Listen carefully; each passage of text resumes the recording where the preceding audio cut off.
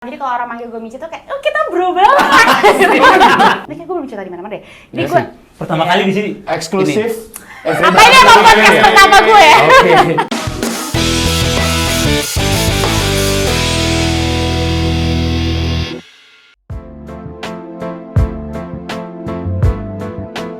Halo semua. Yes. Kembali lagi di dialog kita. Dialog gue kita. Hari ini kedatangan siapa kita? Kita ada kedatangan Dewi Paramita. Ini adalah selebgram tereksis antero Bandung. Kota Bandung doang kan? Ih, se-Indonesia Indonesia meren. lah. Ya. Followersnya udah 312, Jadi apa kabar, Mit? Baik. Aduh, aduh. Jadi beda ya suasananya ya. Baik, alhamdulillah baik. Lagi sibuk apa sekarang?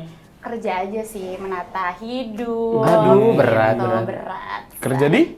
Sekarang gue kerja di Astra di Astra Internasional. Tapi setelah lulus langsung ke Astra atau ngapain dulu? Enggak, gue Malang Buana sih. Jadi lulus itu gue di law firm dulu. Oke. Terus habis itu gue di Kementerian Desa. Terus habis itu baru ke Astra. Banyak ya kesibukannya. Bun! Gitu, namanya juga mencari yang terbaik Iya, itu butuh betul. lika-liku kan. Benar, betul. Tapi selain kesibukan itu kan ada satu dong. Apa tuh? Usaha keripik skrip telur. Pernah coba nggak? Pengen sih. Harusnya sih tadi bau. Cuman ya sama-sama bekerja. Agak ini kan kita ketemu lagi nanti mungkin Iya. coba. Mit mau coba dong Kalau krici. aku sih gitu. lebih suka kalau kamu coba dulu ya. Oh boleh. Gitu. Dan gue punya usaha sih, namanya Krici. Krici itu kayak keripik Mici. Jadi kan gue dipanggil Mici gitu kan. Oh, panggilan akrab ya? Panggilan akrab. Jadi kalau orang manggil gue Mici tuh kayak, oh kita bro banget. Emang iya? Jadi Mici itu dari situ awalnya? Enggak. Oh enggak. Oke. Udah lama tapi itu jalannya Krici. Krici itu sebenarnya kerandoman pas pandemi sih. Oke. Gitu. Jadi kalau mau diceritain dulu tuh, gue punya kakak ipar gue tiba-tiba ke rumah tuh bawa keripik gitu, dia bikin gitu, terus habis itu kayak pas gue coba, wah enak banget gitu kan, akhirnya kayak kita jual gitu. Jadi modelnya tuh bener-bener cuma beli toples gitu di e-commerce, terus dulu tuh masih pakai solatip, bener-bener kayak homemade gitu loh, sampai kira kayak dulu antusiasnya parah banget yang 19 detik gitu, abis kayak 150 19 detik abis? Iya. Masuk di e-commerce? Iya. Berarti enak banget mau meninggal dong. Ibaratnya tuh kayak enak banget, pecah gitu. Pecah ya? Iya, kan biasa gitu, kalian harus coba mau Enak meninggal. mau meninggal. Gokil. Sorry, kok tim di belakang kamera ya gue sendiri kan? Gak apa-apa, mungkin ini terlalu Fun ya? terlalu Antusias juga ya. fun. Nah, sebenarnya tuh yang gue pengen tahu, Mit, lu dulu abis lulus kan kerja di law firm nih. Setelah law firm jadi sespri ya? Iya. Boleh nggak diceritain dikit nih? Biar agak formal, tadi kan udah lucu terus. Lucu tuh ya, ya. oke. Supaya ada manfaatnya ya. Jadi gini, kalau kerja di kementerian tuh juga random banget sih. Jadi waktu itu gue kan, Apply lu? nah alhamdulillahnya enggak sih. Oh. Tapi bukan nggak apply, jadi Orang apply ke lu, Mita. Ya. Terus. tapi jadi ceritanya, gue tuh kerja di law firm kan, tapi ya biasa kalau junior associate itu kan kayak kita due diligence terus kayak pagi, siang, sore gitu kan. Terus akhirnya kayak, aduh nggak bisa lagi gue gitu. Terus habis itu akhirnya gue mau memutuskan untuk pindah ke bank BUMN. Terus hari itu gue lagi interview di bank itu, ini kayak gue belum cerita di mana-mana deh. Jadi gue Pertama kali di sini. Eksklusif. apa ini emang podcast pertama gue ya? Oke. Iya, boleh. Habis itu gue bener-bener interview terakhir di bank BUMN itu, tiba-tiba gue ditelepon sama salah satu rekanan gitu lah, terus kayak, Mit ini ada yang mau jadi sekretaris nggak gitu kan di kementerian, terus kayak, hah kayaknya bukan gue banget ya sekretaris, kenapa coba aja gitu. Fun fact-nya gue juga baru tahu kalau di Indonesia ada Kementerian Desa. Oh, kebetulan juga gue baru Tahu kan gitu.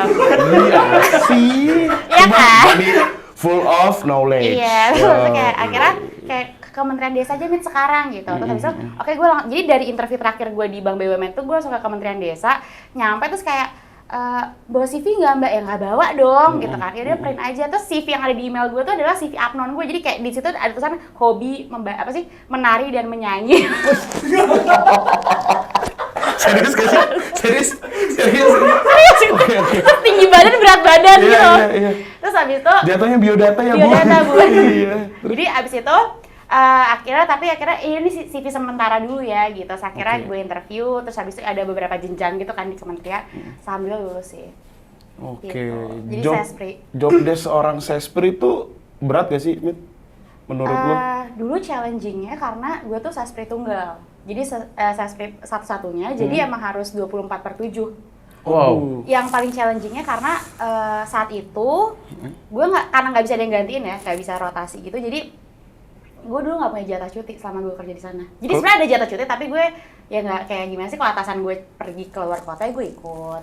Nah, di sela-sela kesibukan lo yang itu, kayak kalau nggak salah nih, kalau tim riset kita nggak salah nih, gitu kan. Disclaimer dulu, Bun, takut Iya. salah. Iya kan? Ada yang bertugas di Duta Besar Malaysia, itu ngapain sih? Oh, iya. Kerja sama apa sih itu? Jadi waktu itu kebetulan menteri gue itu Mm-mm. punya apa ya, kerjasama gitu antara Indonesia sama kerjasama bilateral sama Indonesia Malaysia. Terus gue mendampingin aja sih waktu itu. Cuma dampingin aja berarti? Dampingin ketemu dubesnya gitu. Tapi ya alhamdulillah jadi relasi banget. Jadi ada beberapa kerjasama yang lo ngebuka jalurnya dari Iya. situ juga gitu. Terus sebenarnya gini, salah satu benefit yang gue dapat pas gue kerja di kementerian itu adalah link gue tuh banyak banget. Karena kan kerja sama perusahaan. Betul. Terus abis itu kayak sama kementerian-kementerian. Jadi pas gue pindah ke sekarang company yang gue kerja sekarang di Astra, Ya. itu link-linknya tuh Nyambung-nyambung lagi. gitu. Jadi kayak misalnya gue kan di Astra kebetulan juga kerjanya tuh bagian develop ini kan program pembinaan desa gitu. Jadi masih nyambung gitu.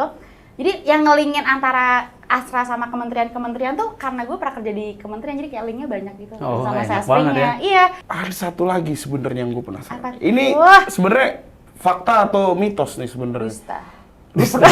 Wow. Dusta ya, Bun.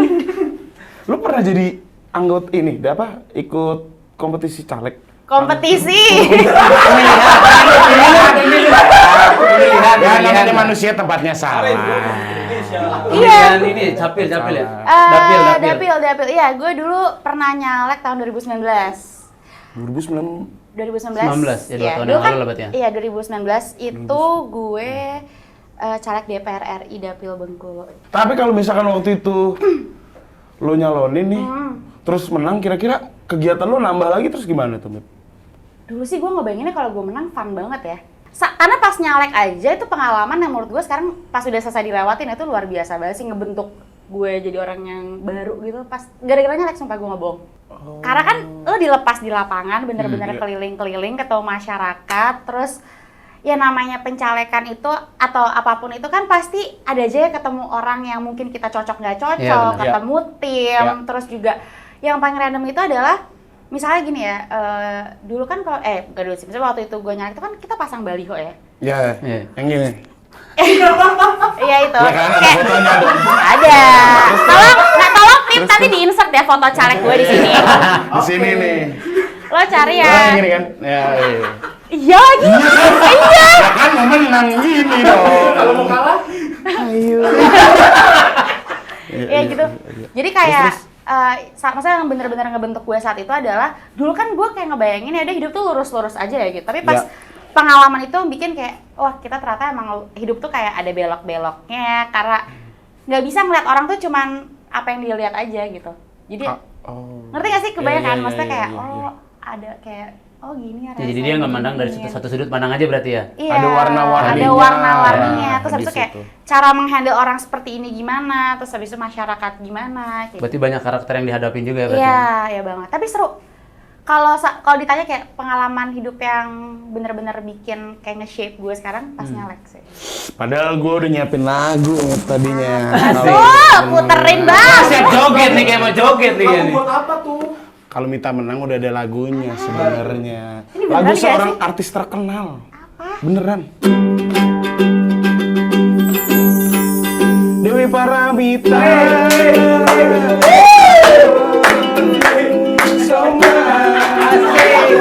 Ayo! Dewi Paramita. Tetap semangat. Ada lagunya sebenarnya. Tapi karena kita kita menang ya menang, kalah kita nyanyiin Iya. dong. Ya kan? Ya dong, ya kan pastikan. Thank you loh, thank you. Iya dong Bun, ya kan Bun. Bun tuh bahasa dari mana ya sebenarnya? Bundo. Bundo. Enggak. Kalau soalnya gue mikir gini, Mit. Kalau misalkan kayak cewek-cewek, iya Bun, aku ini Bun. Gitu. Kalau menurut gue gini, gara-gara kan sekarang tuh justru orang tuh lagi suka-suka sama anak kecil gitu nggak sih? Terus dulu tuh ibu gue suka ngasih tips gitu di Instagram, jadi kayak semangat ya Bun. Oh, iya, Itu iya. kayak mulai dari situ deh. Kalau misalkan gue sama Amung gitu, semangat ya ya. Gitu. Kan Bun, ayah Bun dah. Ya kan Bun, semangat ya Cocok sih. Bun. Kalau gue nggak tahu lebih ke cocok banget lah Iya. ya. Ya, semangat ya ya. Iya. Iya. Gue geli lagi. Malu deh. Oke, Mit. Setelah tadi udah sempet bicara hiruk pikuk lo, mulai dari kementerian. Yang gue sangat penasaran adalah Instagram lu tuh centang biru sekarang. Which itu udah nyebur ya kan. Nah itu awal lu berkecimpung ke dunia Instagram ini gimana sih, Mit? Instagram ya? Iya. Sebenarnya dibuat dari sosial media sih dulu. Ada media platform, itu namanya ASFM.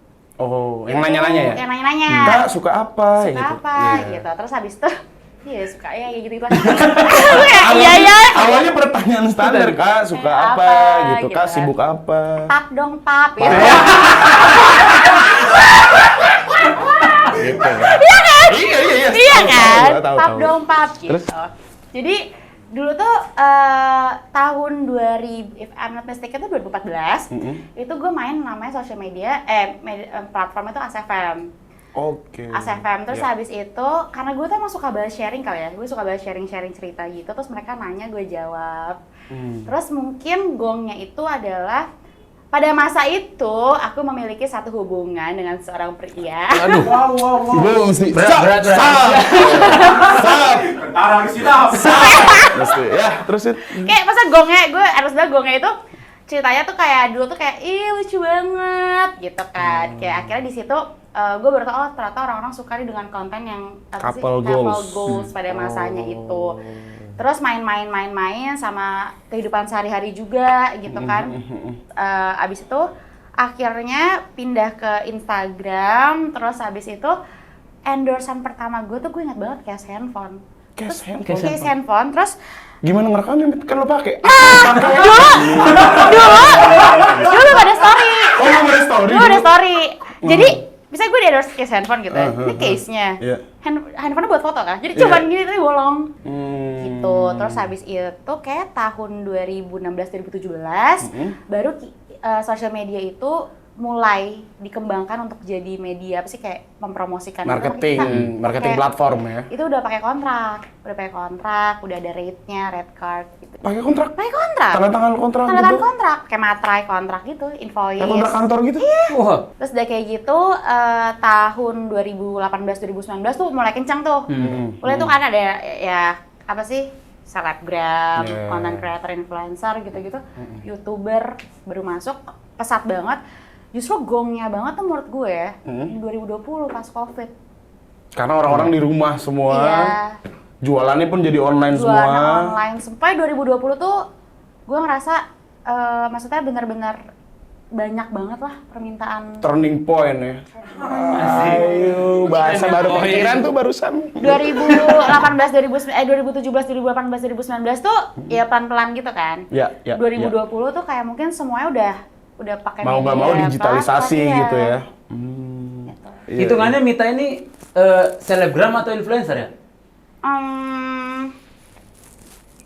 Gue sih berharap influencer ya. Cuma influencer kan point of view-nya harus dari orang yang terinfluence. Betul. Gitu. Poin orang yang terinfluence itu berarti followers lu terinfluence lu gitu. Iya. Jadi Karena kan kalau beda kalau selebgram tuh kan ibaratnya lebih dari pengikutnya, tapi kalau influencer lu bisa mempengaruhi orang Kalau ataupun menurut orang gue bisa tanggung jawabnya itu sih. lebih besar lah. Makanya tapi hitungannya dari diri Mita sendiri pengennya disebut sebagai influencer atau selebgram pengennya? Gue lebih happy kalau dibilang influencer sih. Hmm. Karena kalau konten creator gue juga bukan tipe yang konten, maksudnya membuat konten banget tuh enggak sih. Cuman lo bisa menginfluence orang lah ya Hopefully. untuk hal-hal yang baik. Amin. Tahu nggak Amin. artinya hopefully apa? Berharap harapan. Ya. Aduh. Tahu-tahuan dong nih seret nih. Mit, boleh Mit? Iya, boleh. Monggo.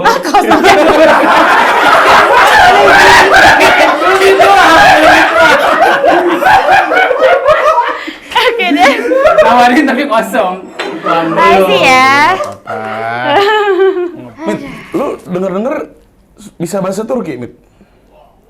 Dulu tuh zaman SMA, jadi sekolah Sekolah SMA gue tuh Alamat. sekolah Turki, terus gue ikut Olimpiade Bahasa Turki pada masanya. Olimpiade bahasa Turki. Tapi gue nari. Udah mau belajar mau ajak ngobrol bahasa Turki. Gini. Pokoknya. Jadi- Cara pesen baklava 1 gimana?